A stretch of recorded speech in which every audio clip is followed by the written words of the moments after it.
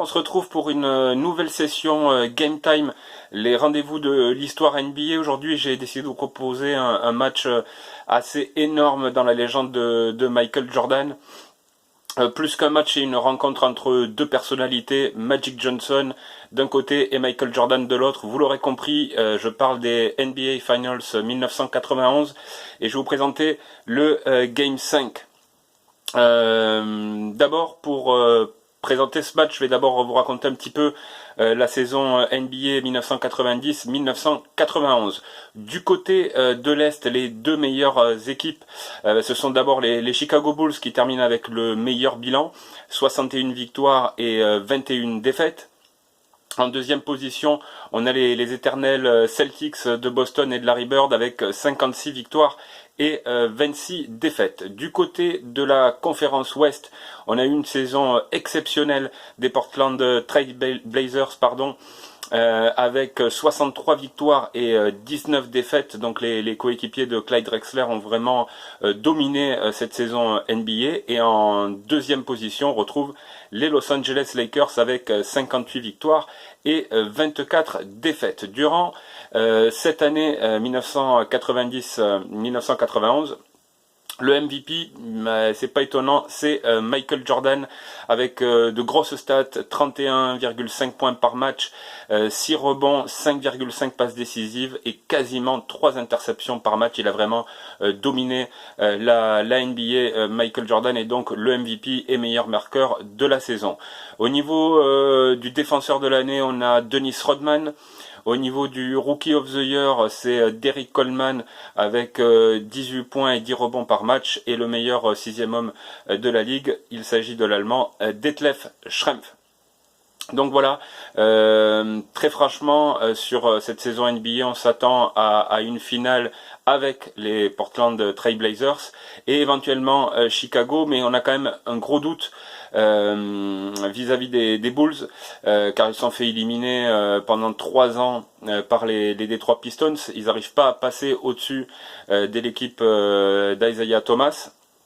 Donc on a toujours ce doute-là, même si très franchement ils ont dominé à l'Est et vraiment c'est l'avènement de Jordan et des Bulls surtout. Plus que Jordan qui déjà en 88, etc. domine individuellement, mais il lui manque ce titre et cette domination avec les Chicago Bulls. Au niveau des playoffs, donc je vais commencer par l'Ouest et le parcours des Los Angeles Lakers qui au premier tour affrontent les Houston Rockets. Ce sera vraiment une formalité. Les hommes de Magic Johnson les éliminent en 3 matchs secs, 3-0, puisque je rappelle qu'à l'époque on jouait au meilleur de 5 matchs au premier tour. Ensuite, au deuxième tour, ils affrontent les Warriors. C'est une petite surprise avec la présence des Warriors. Là aussi, pas de suspense. Victoire 4-1 des Lakers. Et puis on arrive donc sur la finale de conférence. Et là, par contre, on s'attend vraiment à une victoire de Portland qui finalement s'écroule face aux Lakers et perd la série 4 victoires à 2. On se retrouve donc avec une énième finale des Los Angeles Lakers. Qui ont quand même perdu ces dernières années, bon, évidemment Kareem Abdul-Jabbar, mais ça il y a quelques années quand même, et également Michael Cooper. Donc bon, Abdul-Jabbar on le présente pas, et Cooper c'était vraiment le chien de garde, le gars qui défendait énormément. Donc ils ont eu de grosses pertes. Ils ont intégré dans le collectif Byron Scott et d'autres joueurs, et au final ça gagne et ça rejoint encore une fois les finales. Du côté de Chicago et de l'Est, un parcours plutôt facile, même si on ne s'attendait pas forcément à une telle domination des Bulls, puisqu'au premier tour, ils éliminent 3 victoires à 0 les New York Knicks.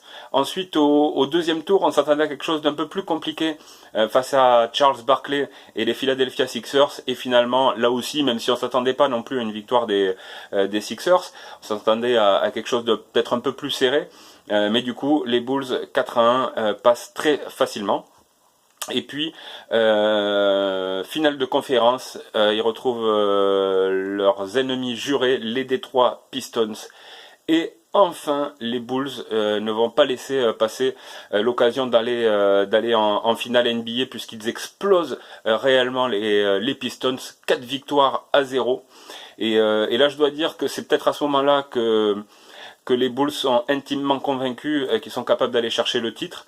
Parce que quand on bute comme ça sur une équipe, le fait de passer, et pas de passer de justesse, quoi, c'est vraiment une fessée, 4 victoires à 0, les Bulls sont sur leur destinée et sur leur première victoire en finale NBA. Je vais vous présenter un petit peu les effectifs. Je commence par les Lakers. Bon bah on connaît hein, Magic Johnson, c'est le vrai leader et encore plus qu'avant je dirais, puisque désormais Abdul-Jabbar n'est plus là. Ses stats au niveau de sa saison, c'est un peu plus de 19 points, 7 rebonds et 12 passes et demi. Magic Johnson toujours ultra efficace en meneur de jeu. Son lieutenant qui est presque plus qu'un lieutenant désormais en 1991, c'est James Worthy avec plus de 21 points par match, plus de 4 rebonds et 3 passes et demi. Donc voilà, c'est un vrai duo avec quand même le leadership pour Magic Johnson. Et derrière, on retrouve des joueurs quand même de grande qualité comme Sam Perkins, Vlade Divac qui est dans sa deuxième saison NBA et qui apporte vraiment beaucoup aux Lakers à l'intérieur. On a également du AC Green, du Byron Scott et on a même Mitchell Thompson, le père de Klay Thompson qui termine sa carrière et qui franchement jouera pas en finale NBA, qui est vraiment au bout du bout. Mais voilà, il y a même Mitchell Thompson dans le groupe des Lakers. Du côté des Bulls, on a Michael Jordan, MVP, je l'ai déjà dit, 31 points par match, 6 rebonds, etc. Donc il domine vraiment la ligue et il est accompagné de son lieutenant à lui, Scottie Pippen, qui fait encore une fois une très très bonne saison avec plus de 17 points par match, 7,3 rebonds, 6,2 passes. Il est capable de tout faire, de bien défendre, d'aller dunker, de shooter à 3 points. Pippen essentiel pour les Chicago Bulls. Derrière, on retrouve dans cette espèce de trio, on retrouve Horace Grant qui est plus l'homme de l'ombre avec ses quasiment 13 points par match et un peu plus de 8 rebonds. Et puis on a le vieux Bill Cartwright à l'intérieur, le pivot qui fait le boulot, alors qui est souvent raillé parce que il est assez vieux, il a un style vraiment style fin des années 70, donc c'est pas très beau à voir jouer, mais au final il fait le taf et il fera le taf pendant cette finale NBA. Et puis on a des role players côté Chicago, ça on est habitué avec le coaching de Phil Jackson. On retrouve du John Paxson, Craig Hodges, Stacey King, Scott Williams qui joue peu puisqu'il est rookie, mais voilà des vrais role players qui ont une fonction, soit aller mettre des 3 points, soit bien défendre, amener de l'énergie au rebond, etc. Donc voilà les deux effectifs des Bulls et des Lakers. Je vais vous présenter un petit peu la finale, comment elle se déroule. Sur le Game 1, les Lakers prennent le premier match 93-91 face à Chicago. On a un très très bon Magic Johnson qui commence super bien les finales avec 19 points, 10 rebonds, 11 passes, un triple-double et 4 sur 5 à 2 points, 2 sur 2 à 3 points. Un match parfait pour Magic, bien appuyé de James Worthy avec ses 22 points. Vlade Divac, il envoie du 16 et 14. Perkins est très performant. Du côté des Bulls, on a Jordan avec 36 points, 8 rebonds, 12 passes, qui fait un excellent match, un petit peu individualiste, mais bon, c'est Michael Jordan. Et un très bon Pippen aussi, 19 points, 7 rebonds, 5 passes. Dans ce match-là, on a Michael Jordan qui défend sur Magic et finalement il embête pas trop. Magic le domine un petit peu en taille. Il se fatigue pas mal, Michael également. Bon, dans ce match-là, c'est ultra serré. Les Bulls finissent très très fort ce game 1, mais bon, les Lakers tiennent le coup et remportent donc ce match 1, 93-91. Lors du game 2, c'est Chicago qui prend sa revanche et remettent les pendules à l'heure puisqu'ils gagnent 107-86. Ils explosent les Lakers. On a un changement de stratégie de la part des Bulls, puisque très rapidement Phil Jackson décide d'envoyer Scottie Pippen sur Magic, et là pour le coup il le gêne beaucoup, il provoque des pertes de balles de Magic. Magic n'arrive pas à installer le jeu des Lakers. Et voilà, Chicago se régale. Jordan, c'est 33 points, 13 passes, 7 rebonds, 2 interceptions, 1 contre. Pendant la deuxième mi-temps, il met 13 paniers d'affilée. Michael, il est déchaîné. Et, il réalise le geste de ces finales qui restera dans la mémoire collective, avec ce départ moins de droite et changement en l'air et finition main gauche. C'est un move exceptionnel. Si vous l'avez jamais vu, allez le voir. C'est du Michael Jordan tout craché. On appelle ce geste The Move à l'époque. Après The Shoot, il y a The Move. Michael Jordan domine vraiment. Il est à noter que Jordan envoie vraiment beaucoup de trash talking sur les Lakers, notamment sur le banc des Lakers. Il n'arrête pas de provoquer le banc des Lakers. Et d'ailleurs, il faut savoir que Los Angeles déposera plainte auprès de la NBA pour limiter ça. Bon, finalement, il n'y aura pas de suite. Mais voilà, Michael, il met vraiment beaucoup de pression. On le sait sur ses coéquipiers, mais là, pour le coup, il met beaucoup de pression sur ses adversaires. Lors du Game 3, c'est un match un petit peu charnière parce que Chicago donc gagne 104-96 après une prolongation. Donc un match très serré. Et au final, Chicago explose en prolongation les Lakers. Ils leur passent un 12-4, ils leur mettent un 8-0. Au-delà de ça, c'est aussi un tournant parce que James Worthy commence vraiment à souffrir de sa cheville, et la cheville qui couine James. Et du coup, bon, la série sera pas vraiment pareille sans James Worthy. Honnêtement, on voit déjà au bout de ces 3 matchs que Chicago est vraiment au-dessus, notamment défensivement, dans l'engagement physique. Il fatigue les Lakers, on sent les Lakers vraiment à bout. Même Magic Johnson, on le sent quand même assez fatigué tout au long de ces finals. Et sans James Worthy, c'est quasiment mission impossible.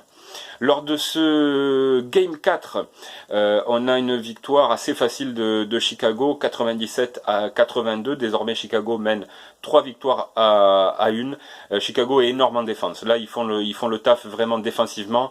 Les Lakers n'arrivent plus à mettre un panier. Ils finissent le match avec 37% de réussite seulement.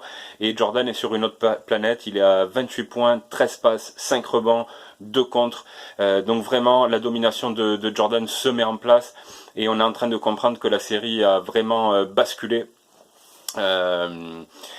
Voilà, donc on arrive à ce Game 5. Si vous voulez, je vais vous mettre le lien pour voir le match. En plus, il est en très bonne qualité, il est en HD. Donc je vous mets le lien si vous voulez aller mater le match avant de voir un petit peu les conclusions de ce Game 5. Et ou sinon, si vous voulez continuer, on continue de suite. Et donc dans ce match, il y a vraiment une grosse défense de Chicago. C'est vraiment Jordan Pippen, c'est les pitbulls. Ils grattent des ballons, ils défendent très fort, de la presse tout terrain. Donc là aussi, il y a un gros coaching de Phil Jackson. Même si en deuxième mi-temps, Michael Jordan est un peu en difficulté, parce qu'il y a quand même aussi une bonne défense des Lakers qui envoie des prises à 2.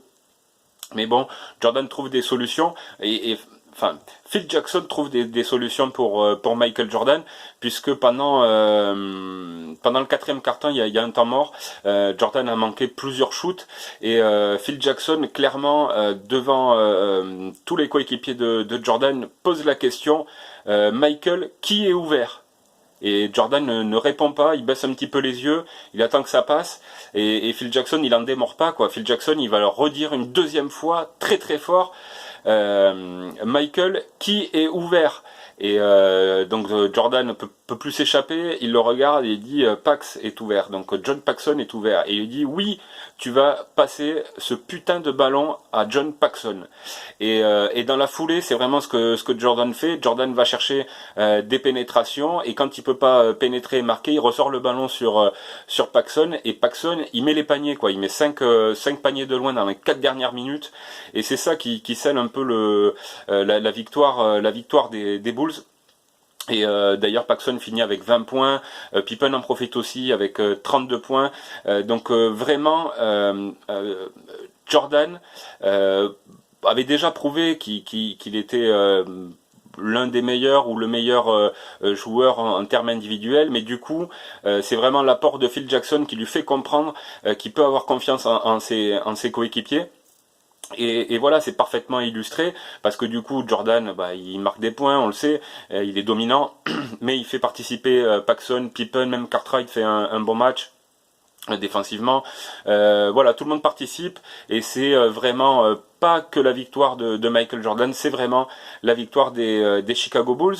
Et à la fin du match, Magic va voir Jordan qui commence à être vraiment en larmes et il lui dit t'as prouvé à tout le monde qu'il se trompait, tu es un vrai gagnant et t'es pas qu'un grand joueur individuel, tu as fait gagner ton équipe. Et Michael Jordan s'effondre en pleurs en rentrant dans le vestiaire. Et voilà, il y a cette image là aussi très très forte de Jordan qui a passé 7 ans à perdre en NBA et qui enfin arrive à toucher le Graal. Et on repense tous à cette image où Jordan s'effondre avec le trophée NBA dans ses bras, avec son père derrière, son père si important pour sa carrière. Et voilà, donc c'est après derrière après le titre.